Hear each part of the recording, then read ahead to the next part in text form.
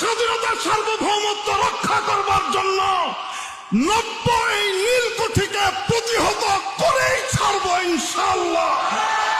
এক বিন্দু রক্ত থাকতে এই দেশে মানবাধিকার কমিশনের কোন অফিস হতে দেওয়া ইনশাআল্লাহ হবে না।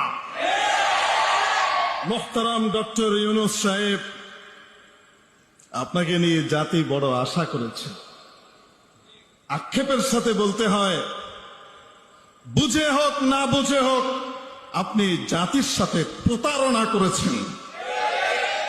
আমরা দ্ব্যর্থহীন কণ্ঠে বলতে চাই, আপনাকে আমরা শুভেচ্ছা স্বাগতম জানিয়ে ফুলের মালা দিয়ে যেভাবে আনতে পেরেছি, জালিমের হাত থেকে রক্ষা পাবার জন্য, স্বৈরাচারের মসনদের তখ্তকে তছনছ করবার জন্য, যদি আমরা দেখতে পাই আপনি এই জাতির সাথে গাদ্দারি করে মীর জাফর আলী খান, অমিচাঁদ আর জগৎ শেঠ রায়বল্লভদের কাতারে নাম লেখাতে যাচ্ছেন, তাহলে মনে রাখবেন আজকেও আমরা রয়েছি।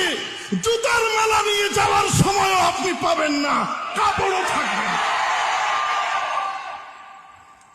ওলামায়ে কিরাম কেন রাগছেন, কেন গরম হচ্ছেন, আপনাদের কাছে কি মনে হয়? এমনি না